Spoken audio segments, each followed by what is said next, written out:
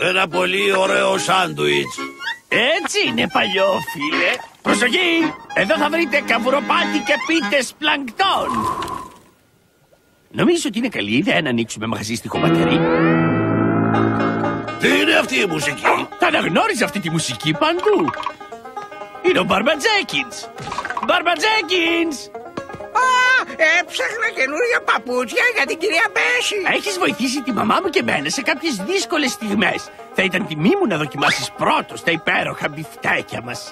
Πολύ ευχαρίστως.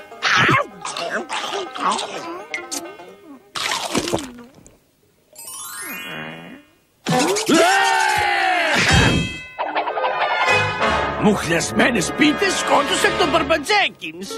Δεν το πιστεύω ότι δηλητηριάσαμε το γλυκό αυτό γεράδι. Ήταν μεγάλος.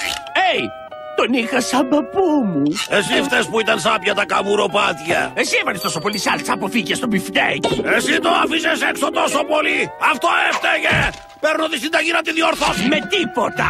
Η συνταγή αυτή είναι δική μου. Σταμάτα.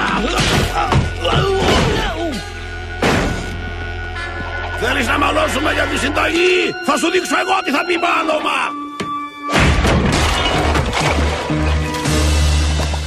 Αυτό εδώ καταστράφηκε. Δεν υπάρχει λόγος όμως να το πετάξουμε. Τα παιδιά τρώνε τα πάντα. Τα κατάφερα. Ανακάλυψα το τέλειο κουρκούτι για τις πίτες.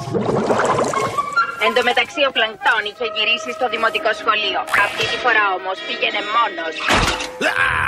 Ως εδώ. Αυτό είναι το δικό μου πόστο. Δεν νομίζω, κουρελιάρη. Τι?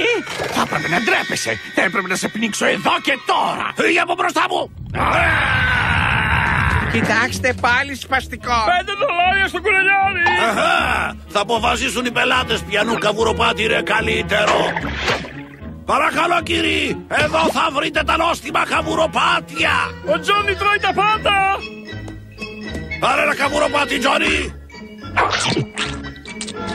Ο Πλανκτόν είχε φτιάξει μια δική του δημιουργία, χρησιμοποιώντας τη μνήμη του και την επιστήμη. Λοιπόν, κύριε, πείτε στους φίλους σας τι νομίζετε. Θα δοκιμάσω και ένα καβουροπάτι του κουρελιάρι. Ορίστε, κύριε. Είστε ο πρώτος που δοκιμάσετε το καβουροπάτι μου. Γευστικότατο! Τρώγεται! Παρούλα, χρειάζεται να το καταπιούμε!